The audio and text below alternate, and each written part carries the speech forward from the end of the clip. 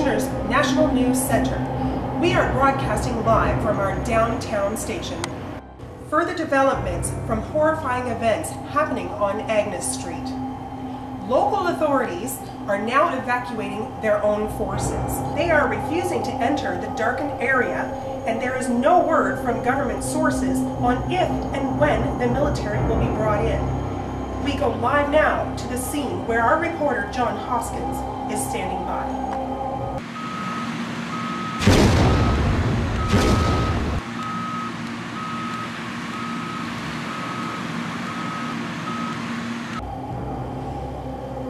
John, this is Shauna. Can you hear me? Yes, I can. The signal is broken. I hope that you can see the scene behind me and hear me.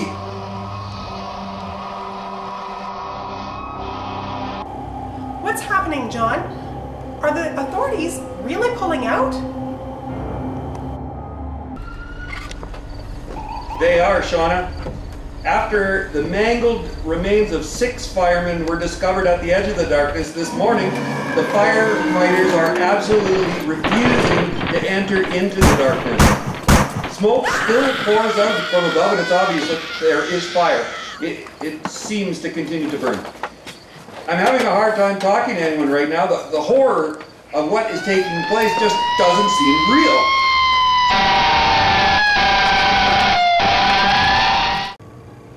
For those of you just joining us now, a cloud of darkness has descended over the entire neighborhood near Agnes Street 2 nights ago. The darkness formed a barrier around about 12 houses, the historic site of Dean Castle, and the adjoining graveyard. Curious onlookers and neighbors entered and never came back. Reports of cries for help and blood-curdling screams echoed faintly from the darkness. It was almost as if the sound, as well as the light, was trapped within the area that is now being referred to as the dark zone. Some of the residents escaped and brought out stories of people attacking each other, describing what seems like a scene of horror from a zombie movie. Police cornered off the entire area and entered in. So far, shots have been fired, and at times it sounds as though a war is going on in there. A scientist group from a university arrived, and a hazmat unit is on scene. At first, police were entering in on foot, but now ropes have been tied off to help those entering into the darkness. So far, over 30 professionals have entered and had not returned. And those who do return are shaken and delirious to the point of insanity. It's a nightmare scenario, Shauna. It's like the whole world has been turned upside down. Panic has set in. The chief of police and the mayor's office are now saying that no one is allowed in. No one. At least not until the military gets here.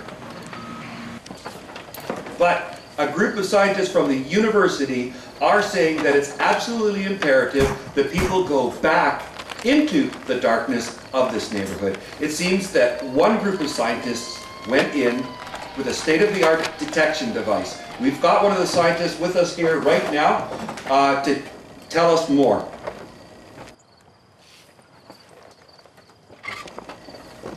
Dr. Wilmfield, we're live right now. Can you tell the audience what's happening?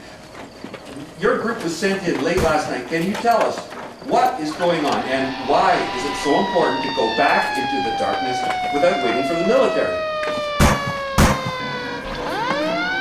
We are not willing to extrapolate on hypotheses on the occurrences, but from the amount of data collected so far, it's safe to assume that this is an abnormal event which could lead to escalating catastrophic failure. Catastrophic failure? Of what, Doctor? Life. Life as we know it. We have seismic anomalies, changes in weather patterns, and enough unexplained actions within the darkened zone to assume that there is an unknown occurrence happening within. The dead bodies and the zombie people could have told us that, Doctor. Can you be a little more specific? No. We have sent in a team with our only available EDD to get readings on the biohazards and possibly radiation, biocontamination, and possibly environmental contaminations.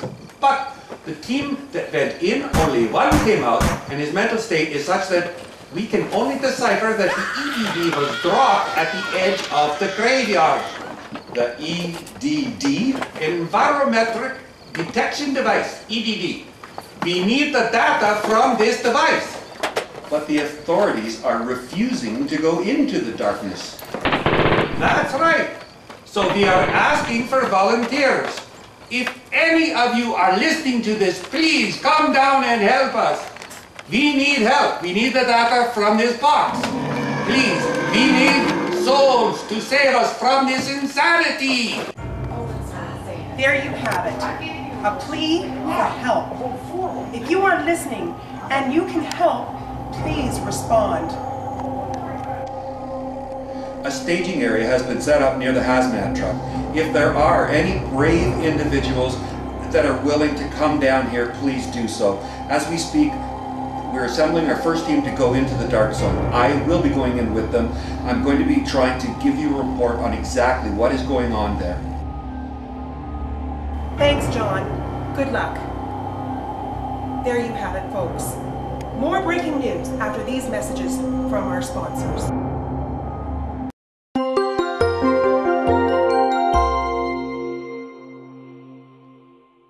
The Paintball Arena, one of Canada's largest indoor arenas, measuring in at over 42,000 square feet. This enormous facility has multiple fields where you can play everything from speedball to capture the flag. Check out Friday Night Hose Fest at the arena, where you can get in for $15 and all necessary rentals are free. If you're into Flames of War, then stop by on Sundays and you can join in one of the many tournaments. Make sure to swing by their huge Flames of War supply store where you can find all the gear and more. Come check out KW's premier indoor paintball facility. The Paintball Arena has something for everyone. Check out our website at www.novicepaintball.com. That's N-O-V-I-C-E paintball.com. We have specials for birthday parties, stags, and large groups, as well as regular gaming and our crazy specials on Friday nights. Again, that's www.novicepaintball.com or Google search indoor paintball. We come up number 1, the Paintball Arena.